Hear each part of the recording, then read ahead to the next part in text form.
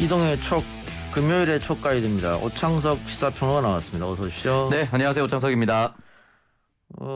국민의힘 당대표 경선 굉장히 흥행을 불러일으키고 있는데 그 중간에는 역시 이준석 전 최고 등 젊은 정치인들 있지 않습니까? 네. 오창석 평론가도 총선에 나간 전력이 있으니까 네. 그때가 몇 살이었어요? 그때가 이제 만 29세였습니다. 자, 젊은 정치인이 바라보는 지금의 이준석 돌풍 어떻게 보겠어요?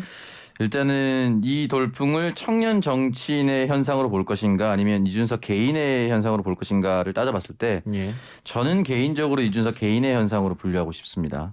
왜냐하면 청년 정치인이 버티기 위해서는 도전하고 재도전할 수 있는 경제적 기반이라든지 사회적 기반이 필요한데 예. 많은 청년들이 그것들을 준비하지 못한 채로 정치판에 뛰어들 가능성이 높습니다. 예. 그렇기 때문에 이 부분에 있어서는 어느 정도 인지도와 경제력이 뒷받침되어야 긴 호흡으로 정치를 할 수가 있는데 이준석 전 최고 같은 경우는 경제력이 뒷받침되는 방송 활동을 꾸준히 했었고 첫 등장부터 하버드대라는 소위 말하는 오버스펙으로 등장을 화려하게 했기 때문에 그 인지도로 인해서 2011년부터 지금의 2021년까지 10년간 이 험난한 정치판에서 버틸 수 있었다. 그리고 사회 현장에서 이제 쇄신을 바라는 목소리가 큰데 예. 다른 당대표 후보군들이 5선과 4선 그러니까 그나물의 그 밥이라는 평가를 계속 받고 있는데 예. 그에 비해서 그래도 참신한 후보로 분류되고 있기 때문에 저는 개인 역량이 가장 크게 작용하고 있는 현상이라고 생각합니다.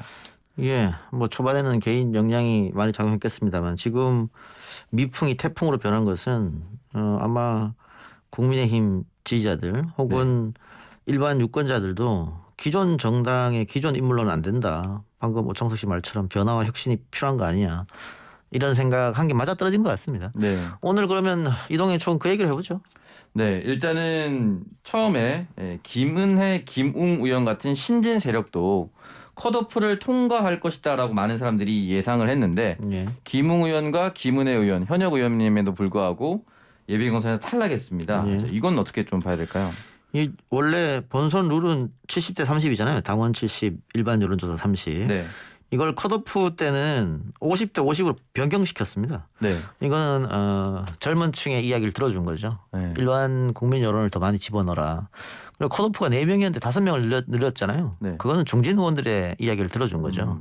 그러다 보니까 아마 중진 의원들이 한 3대 2 정도로 더 많이 들어갈 거다. 그런 예상이 있었는데 지금 4대 1 됐잖아요. 네. 그 김웅 의원이나 김은혜 의원의 갈표가 아마 이준석 전 최고로 쏟아지지 않았을까. 몰표 현상이 일어나지 않았을까. 그런 생각이 듭니다. 네.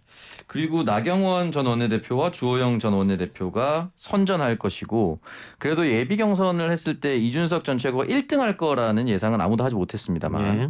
지금 보면은 이제 언론에서 뭐 국민의힘 당 관계자는 밝히지 않았지만 언론에 다 공개됐듯이 압도적인 1등으로 지금 이준석 전 최고가 경선을 통과했는데 나경원 전 원내대표 그리고 주호영 원내대표가 왜 밀렸다라고 생각하십니까? 아직 모릅니다. 이게 지금 바람이 세게 불어서 그런데 네. 뭐 선거판에 명언이 있잖아요. 조직은 바람을 이길 수 없다. 그러니까 이전 최고는 조직이 없고 나머지 중진 의원들은 조직이 있음에도 불구하고 이런 결과가 나온 것은 바람이 세게 불어서 그렇다. 거기다가 이게 50대 50으로 컷오프할 때는 표본을 구할 수밖에 없잖아요. 네. 그래서 1000명을 했다고. 1000명을 표본을 구했는데 이 1000명 이게 근데 지금 국민의힘 당원 숫자가 몇십만 명 되잖아요. 네. 20만 명을 아마 훌쩍 넘는 걸로 알고 있는데 그거를 1000명으로 축소하다 보니까 제대로 표집이 안 되죠. 제대로 될 수 있을까요? 몇십만 명을 1000명으로 하니까. 네. 예를 들면 지금 영남 당원 숫자가 50%를 넘거든요. 네. 전체 책임 당원 또 권리 당원 다 포함했을 때 일반 당원까지 50%가 넘는데 이번에 이 1000표에서는 25%만 배정됐단 말이에요. 영남이. 그러니까 제대로 대표가 안 되는 거죠. 네. 그런 걸 봤을 때는 본선에 가면은 우리가 충분히 역정할 수 있다고 중진들은 여길 거예요. 게다가 오창석 씨 말처럼 이전 최고가 이렇게 큰 표차로 1등을 할 줄 몰랐거든요. 네. 오늘부터 위기감을 느끼고 중진들은 대책 회의를 하지 않을까요? 나머지 본선 통과한 4명 후보들이. 그럼요. 아니 뭐 우리가 4명 모여보자 이러진 않겠지만 네. 나름 이신점심으로 대책 회의를 하면서 뭐 합종 연행도 한번 생각해 볼 테고 네. 이전 최고가 정말 보수 정당의 당 대표가 되면 지금까지 보수 정당이 해왔던 레토릭이나 이런 게 다 무너지거든요. 네. 그럼 기존의 기득권을 갖고 있던 중진 의원들은 그 기득권을 다 내려놓아야 돼요. 그거는 견딜 수 없겠죠. 그분들 입장에서는.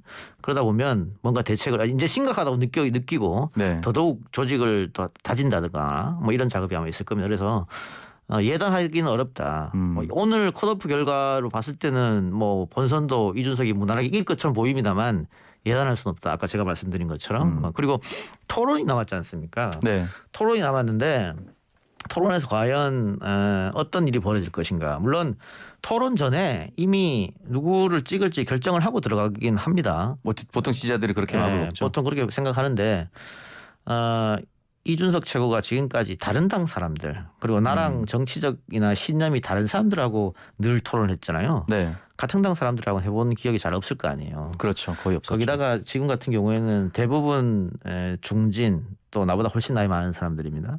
그런 사람들하고 토론했을 때 지금까지 이전 최고의 토론 방식 태도를 여기에 그대로 적용시킬 것이냐. 그렇게 됐을 때는 아까 제가 말한 그 고연령층의 영남 당원들이 네. 어떻게 반응할 것이냐. 그러니까 이전 최고의 토론 태도가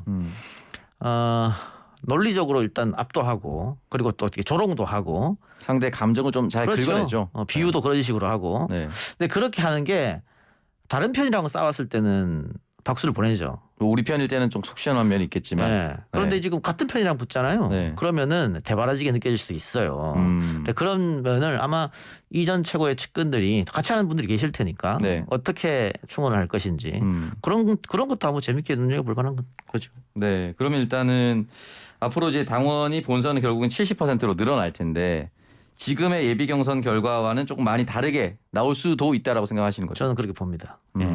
그래서 이제 아까 뭐 제가 방금 얘기했던 토론 태도가 중요한데 예를 들면 탐욕스러운 선배들 뭐 이런 표현 썼었잖아요. 네. 그 탐욕스러운 선배들이란 표현을 만일 토론장에서 직접 했을 때 사람을 상대 앞에 두고 과연 어떻게 유권자들이 생각할까? 뭐 이런 부분이 분명히 있어요. 예. 그런 표현을 써서 선배들을 제압하는 감정은 뭐 진행자께서도 잘 아시죠? 뭐 저도 그런 식으로 토론을 하니까 잘 아는데 그러니까 지금 20, 30대 네. 이준석을 지지하는 사람들은 대놓고 선배들한테 탐욕스러운 선배들이라고 말하면 역시 이준석이야 시원하다 하겠죠. 네. 그러나 나를 지지하지 않는 계층의 사람들이 과연 그걸 보고도 그래 변화와 쇄신을 하려면 저런 사람이 해야지라고 생각할까. 그러니까 지금 국민의힘 지지자들은 민주당으로는 안 되기 때문에 정권 교체를 해야 된다고 생각하는 사람들이잖아요. 네. 그러면 민주당이 바뀌고 우리가 대안이 돼야 된다고 생각하는데 네. 국민의힘이 과연 그 대안 정당이 되느냐에 좀 회의가 있단 말이에요. 근데 거기서 경륜도 없다고 지금 비판받는 이준석이 이렇게 대바라진 모습을 보였을 때 당대표로 시원하게 투표할 수 있느냐 이런 게 있기 때문에 아직 모른다 더. 좀 더 두고 봐야 된다. 예. 아마 그런 부분을 잘 준비하고 나온다면은 뭐 실점을 별로 안 하겠지만, 그렇죠. 예, 뭐 김웅 의원 같은 경우는 홍준표 전 대표랑 설전을 할 때 결국 마지막에 선배한테 보기 배운 게 그런 것이다라고 마지막 멘트를 하면서 사실 조금 더 비난을 많이 받았거든요. 예. 그런 부분이 아마 이준석 전 최고한테 나온다면은 역풍이 불 것이다라고 근데 말씀하셨고, 모르겠어요. 뭐 오창석 평론가도 선거에 나가봤으니까 알겠지만 그 전문 용어로 네, 뽕을 맞는다고 하잖아요. 예. 선거판의 전문 용어입니다. 정치자들 양해 바라시고요. 네네, 그 오창석 평론가도 우리 이따가 인터뷰할 조경태 의원과 붙었었는데 예. 처참히 깨졌죠. 그렇죠. 근소하다고 보기엔 너무 예. 차이가 많이 났죠. 조경태 의원이 50% 넘겼나요? 59%였죠. 예. 네, 부산 최다 득표를 했습니다. 오창석 후보가 그때 20한 4, 5%? 네, 26.5%. 26% 네. 차이가 굉장히 많이 났는데 그럼에도 불구하고 시장을 돌거나 유세 갈 때 본인이 이길 줄 알았잖아요. 그럴 수밖에 없죠. 나오면 어찌나 그렇게 약수를 잘 받아주시던지 저는 최초에 제가 앞자리가 2라고는 상상도 못했습니다. 예. 네. 그게 이제 아까 제가 말한 전문 용어로 뽕을 맞는 거거든요. 네. 다 나만 응원하는 사람들만 보일 수밖에 없어요. 그래서 내가 객관적으로 보서는 무조건 지는데 주관적 판단이 들어갈 수밖에 없기 때문에 내가 이긴다고 생각하거든요. 그렇게 되면 오바를 하게 돼요. 내 감정이 업이 되기 때문에. 그래서 이전 최고는 지금 상당히 업이 된 상태고 네. 업이 되면 실수를 하게 돼 있거든요. 네. 근데 제가 어제 인터뷰했을 때 보니까 업이 됐음에도 불구하고 그거를 그 업된 걸 누르려고 하는 게 제가 느껴졌어요. 그래서 이전 최고가 이번에 1위를 하고 하면서 정치인으로서 한층 더 성숙해졌다는 느꼈거든. 그래서 아마 토론 때 뭐 저도 지금 계속 이런 충원을 하고 있습니다만 다른 사람들한테 계속 들을 거예요, 이 얘기를. 네. 그래서 아마 그런 식의 과거처럼 그런 식의 토론을 하지 않을 것이다. 그렇게 보입니다. 알겠습니다. 그럼 일단은 당 대표가 선출이 되고 난 후에 결국엔 바로 이제 대권 레이스에 돌입할 텐데 윤석열 전 검찰총장이 이번에는 뭐 블록체인 스타트업 찾아가서 또 2시간 동안 대화를 나눴다 뭐 이런 보도가 나왔는데 윤 전 총장이 대선 레이스에 본격적으로 뛰어들 경우에 5명의 지금 예비 후보 중 당대표 누가 되면은 더 좋겠다라고 생각할까요? 아니면 한 명씩 한 명씩 대입해 보겠죠. 그러니까 뭐 이전 최고가 예를 들어서 당 대표가 된다. 그러면 당 대표는 젊은 층을 사로잡고 네. 나는 고연령층을 맡겠다. 뭐 이런 생각도 있을 테고 나경원 의원이 하게 되면 나경원은 보수를 잡고 나는 중도를 잡겠다. 뭐 이런 생각이 있을 테고 주호영이 된다고 하면 주호영은 영남을 잡고 나는 충청을 잡겠다. 뭐 한 번씩 다 이게 대입해 볼 거예요. 근데 지금 크게 보면 빅3잖아요. 이준석, 나경원, 주호영. 네. 이 세 사람이 윤석열 총장의 영입이나 뭐 이런 것에 대해서 반대하지 않으니까 본인은 이제 그런 걸 볼 텐데 윤 전 총장은 뭐 다른 것보다는 언제 등판하냐 이 시기를 지금 계속 조율하고 있는 거거든요. 본인도 알아요. 자기가 지금 망설이고 선택할 순간에 선택을 하지 않음으로써 지지율이 떨어진다는 거. 네. 본인은 본인은 지지율 떨어지고 이 지사는 지지율 계속 올라온 상황이란 말이에요. 네. 그래서 언제 등판할 것인가. 근데 문제는 일찍 등판하면 일찍 두드려 맞거든요. 그렇죠. 소위 아무래도. 검증이라는 게 있죠. 네. 이번에 민주당 송영길 대표가 뭐 파일을 우리가 하나하나 준비하고 있다는 네, 얘기 차곡차곡 쌓아 나가고 있다라고 얘기했죠. 그것도 검증의 다른 말이잖아요. 네. 그러니까 윤석열 전 총장 입장으로서는 대권에 나오려면 검증은 어쩔 수 없는데 최대한 늦게 받겠다. 혹은 최대한 적게 받겠다.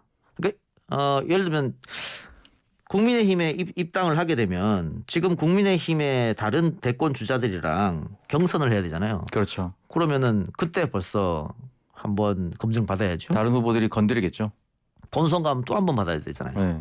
2번 받아야 되잖아요. 네. 그걸 한 번으로 줄인다든가. 아하. 최대한 그러고 싶을 거예요. 그러다 네. 보니까 국민의힘을 입당하는 것도 만일 윤 전 총장이 6월이나 7월에 등판한다 하더라도 네. 입당하는 것은 쉽지 않아요. 그러니까 밖에서 계속 있다가 마지막에 이번에 오세훈 안철수처럼 그런 식의 단일화. 그렇게 단일화하면은 당내 검증은 한 번 안 거쳐도 되거든요. 마지막에 원샷 단일화를 노릴 수 있다. 그렇죠. 네. 그런 생각이 있을 겁니다. 그래서 언제 등판하느냐 그리고 입당은 글쎄요 쉽지 않을 것 같이 보여집니다. 네.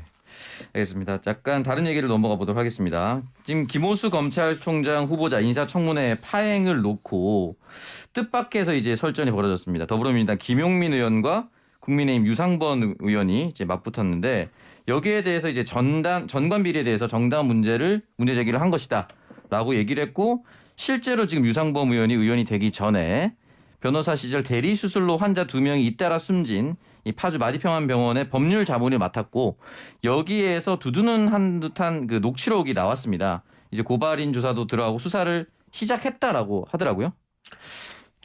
우리 정치가 어느 순간부터 낭만이 없어졌어요. 그러니까 뭐 정책으로 또 정당이 다르니까 이념적으로 치열하게 싸울 수는 있습니다만 뒤에 가서 어쨌든 합의해서 뭐 국민한테 도움되는 법안을 통과시키고 그리고 뭐 끝까지 반대하다가도 정부에서 꼭 그 사람이 필요하다고 하면 또 통과시켜주고 또 선거에서 치열하게 싸워서 고소고발전 하다가도 선거가 끝나면 서로 취하하고 네. 과거 정치는 그런 낭만이 있었거든요. 지금 그런 거 없어요. 선거 끝나도 고소고발 취하하지 않습니다.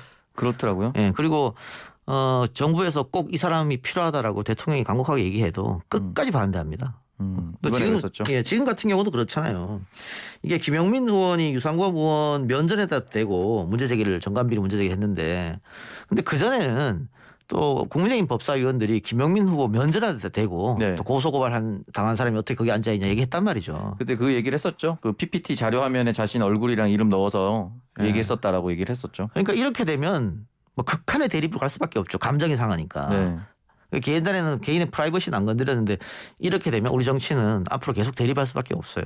그러니까 과거에도 대립했는데 지금은 더더욱 대립할 수밖에 없죠. 그러니까 말만 늘 협치, 화합 얘기하지만 안 되지 않습니까? 앞으로 더 이렇게 되면 더 하기 어려워요. 그래서 저는 뭐 양쪽에 다 문제가 있었다고 생각은 합니다만 중요한 거는 그렇다고 해서 청문회를 그러면 하지 않는 게 옳은 일이냐.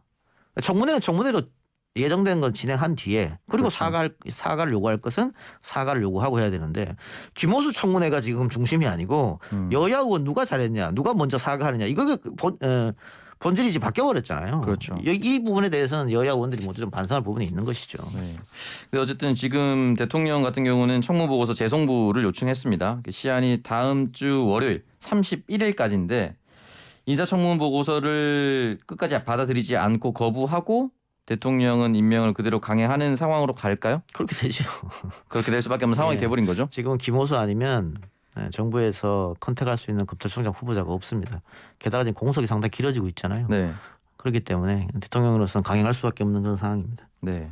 그리고 검찰 얘기 조금 더 이어나가면은 이제 이용구 법무차관이 이제 사의를 표명을 했습니다. 일단은 이 택시기사 폭행 의혹 사건이 있었는데 택시기사는 처벌 원치 않았고 무혐의 처분이 났었는데 이게 특가법, 특정범죄 가중처벌법 때문에 이제 시민단체 고발해서 다시 이제 기소가 된 상황인데 이 사의를 표명한 이유, 지금 와서 사의 표명한 이유를 어떻게 해석하면 될까요? 뭐 경찰이 알고 있었다 유력 인사라는 걸 그렇게 되면은 봐주기 논란이 되는 거죠. 그러니까 어떻게 보면 일종의 해프닝 같은 거잖아요. 네. 뭐 창석 씨나 나나 누구나 다 겪을 수 있는 그런 건데 그래서 경찰도 두 사람이 합의했으면 뭐 사건 처리할 필요도 없는 입건할 필요도 없는 거죠. 그렇죠. 기사가 처벌 원하지 않았으니까요. 그런데 이게 고위공직자 후보란 말이에요. 또 고위공직자 출신이란 말이에요. 그래서 이제 문제가 된 거예요. 근데 고위공직자 출신이어도 경찰이 누구지 몰랐다 하면은 아까 제가 얘기한 것처럼 누구나 그런 일을 겪을 수 있기 때문에 해프닝으로 넘어가는 건데 경찰이 알았다는 거잖아요. 알았으면 이거는 의도적 봐주기다. 이거는 그러면 우리가 지금 청년들이 한 주장하는 공정사회에 어긋나는 거 아니에요? 네. 그러니까 그걸 이제 견딜 수가 없었던 거죠. 그래서 당정청은 부담이 되겠죠. 만약 이런 일이 있었을 때 먼저 자진 사퇴해서 모를까. 지금 한참 지나서 이렇게 하는 것은 6개월이 지났죠. 타이밍은 좋은 타이밍은 아니라고 봐야죠. 네.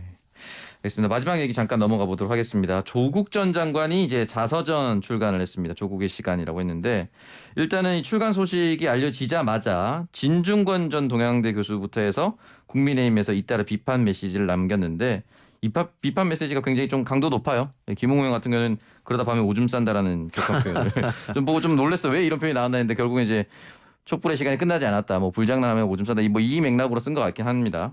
예, 뭐 저도 책을 보지 않았기 때문에 어떤 내용인지 모르겠습니다만은 조 전 장관은 본인은 이제 억울하다고 생각하는 거죠. 네. 검찰 권력에 당했다라고 생각하는 거고 자신이 검찰 개혁을 하려다 보니까 오히려 역으로 당했다고 생각하는 거고 뭐 진중권 씨나 또 국민의힘 의원들 같은 경우에는 뻔뻔하다. 뭐 또 야당 입장으로는 또 그렇게 얘기할 수 있죠. 다만 표현을 그러다 밤에 오줌 이거 특히 또 김홍 의원은 검찰 출신이잖아요. 네. 근데 표현을 세련되게 비판할 수 있었는데 그 표현 부분이 좀 아쉽다. 그렇게 보여주는 거고 아직 재판이 다 끝나지 않았지 않습니까? 정영심 교수 재판도 이제 2심 진행 중이고 그러니까 이미 사실은 조국 전 장관이나 그의 가족들은 재판 전에 네. 이미 언론으로부터 또 도덕성이 바탕난 사람이라고 이제 낙인이 찍혀버렸잖아요. 네. 이렇게 되면 또 확증 편향으로 가는 거거든.